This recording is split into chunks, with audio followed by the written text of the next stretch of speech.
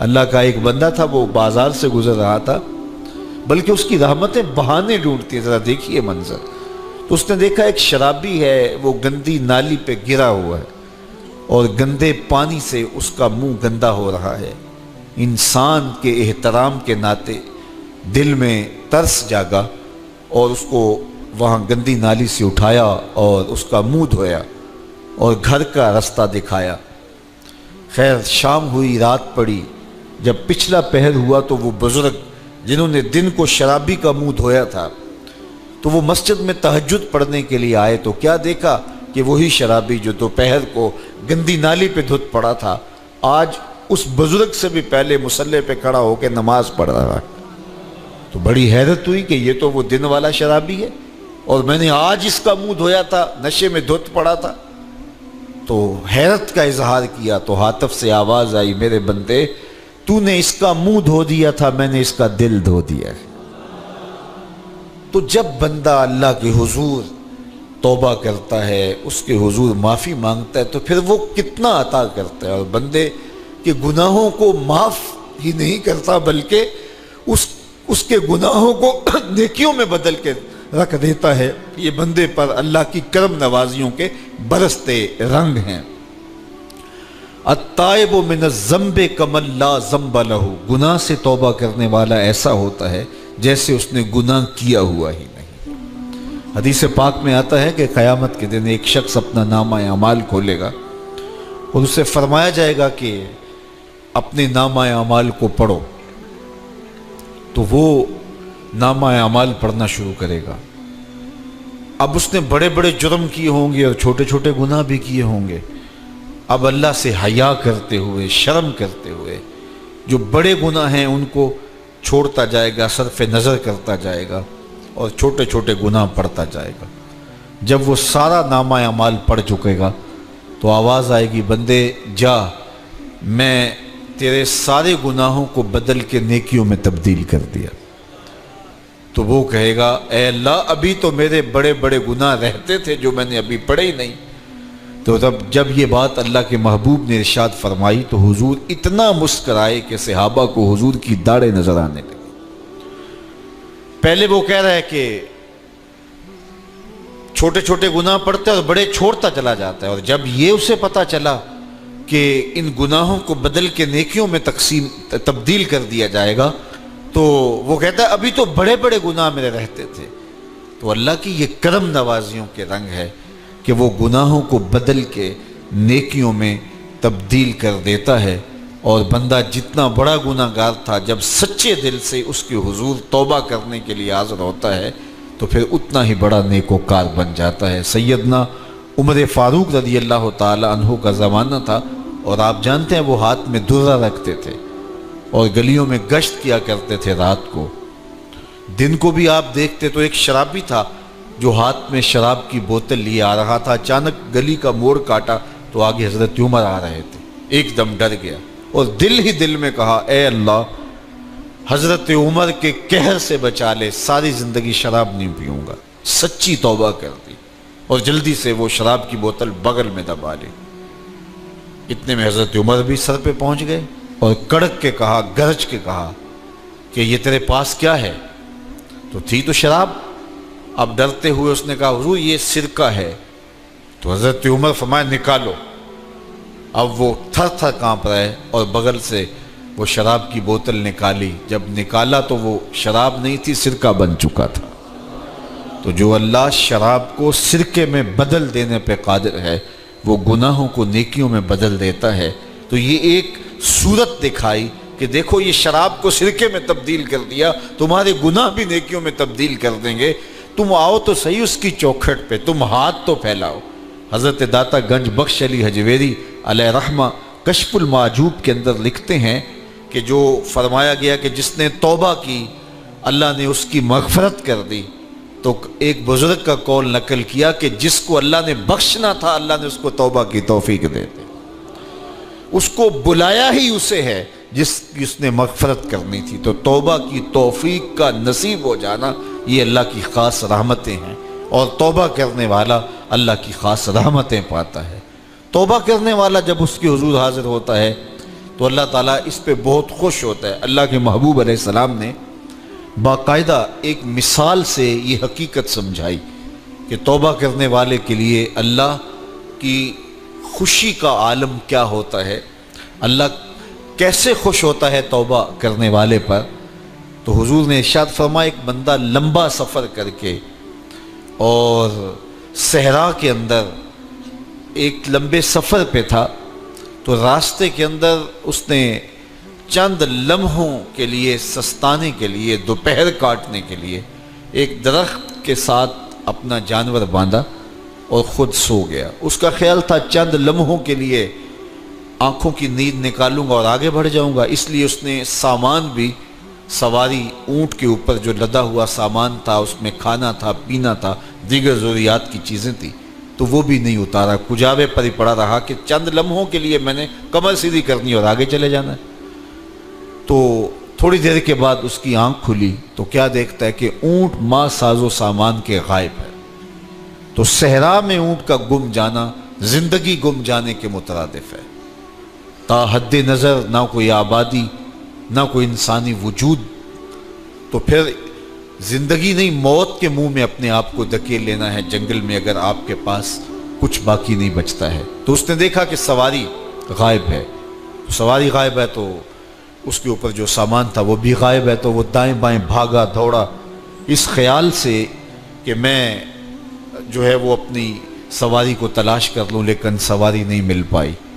تو پھر وہ دوبارہ آیا اور اسی جگہ بیٹھ گیا، اب موت کا انتظار کرنے لگا۔ چونکہ صحرا میں سواری گم گئی اور میلوں تک انسانی آبادی ہی نہیں ہے، تو وہیں پیاس سے ہلکان ہوا، بے چین ہوا، وہاں درخت کے ساتھ ٹیک لگا کے موت کا منتظر ہو کے بیٹھ جاتا ہے، اور یوں بیٹھے بیٹھے اس کی آنکھ لگ جاتی ہے۔ اچانک اس کی آنکھ کھلتی ہے تو کیا دیکھتا ہے کہ اونٹ ماں ساز و سامان کے پاس کھڑا ہے۔ تو اونٹ کا ملنا زندگی مل جانا تھا، تو وہ اتنا خوش ہوا کہ خوشی سے اس کی زبان بل کھا گئی۔ وہ کیا کسی نے کہا نا کہ جب بھی تیری قربت کے امکان نظر آئے ہم اتنے خوش ہوئے کہ پریشان نظر آئے۔ تو کہنا تو یہ تھا کہ اے اللہ تو میرا رب اور میں تیرا بندہ، لیکن وہ خوشیوں کے ہجوم میں درک گیا اور کیا کہتا ہے، اللہم انت عبدی وانا ربک، اے اللہ تو میرا رب، تو میرا بندہ اور میں تیرا رب۔ تو اس قدر وہ خوشیوں میں درک گیا کہ اس کو اپنی زبان پہ قابو اور کنٹرول نہ رہا۔ کسی کے آنے سے ایسے ہوش اڑے ساقی کے، شراب سیخ پہ ڈالی اور بوتل میں کباب۔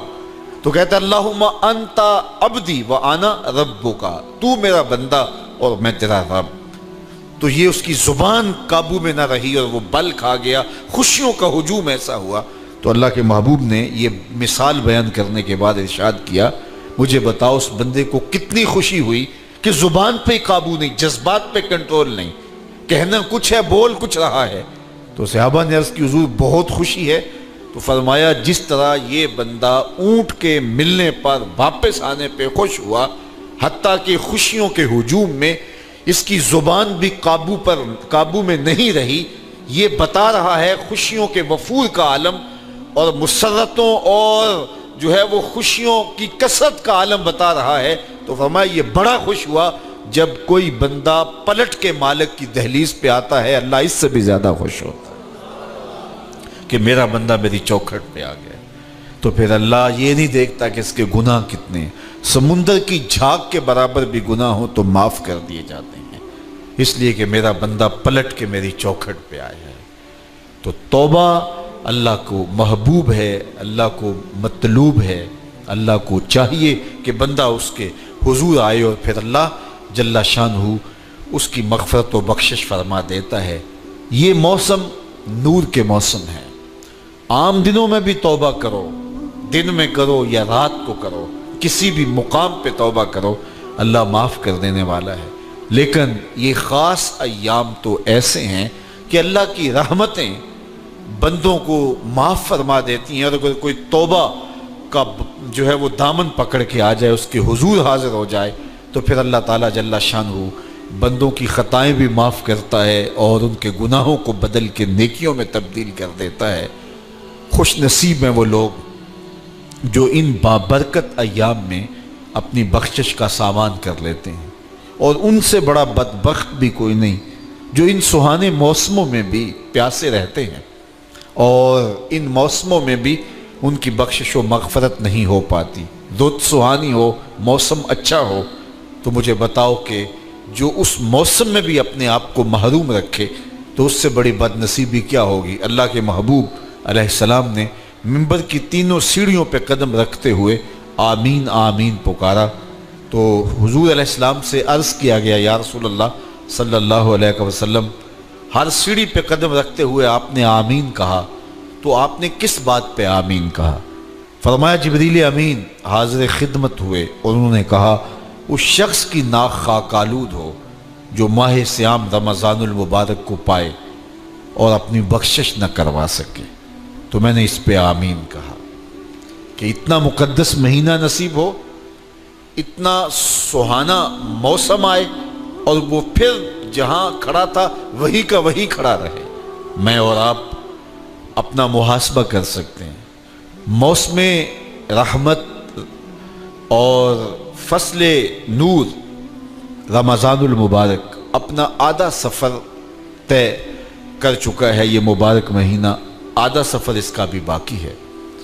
تو میں اور آپ ذرا اپنے آپ کو اپنے ضمیر کی عدالت میں کھڑا کر کے اپنے آپ کو دیکھ کر کے دیکھیں، سوچیں کہ ہم نے ان 15 دنوں کے اندر کتنا سفر طے کیا۔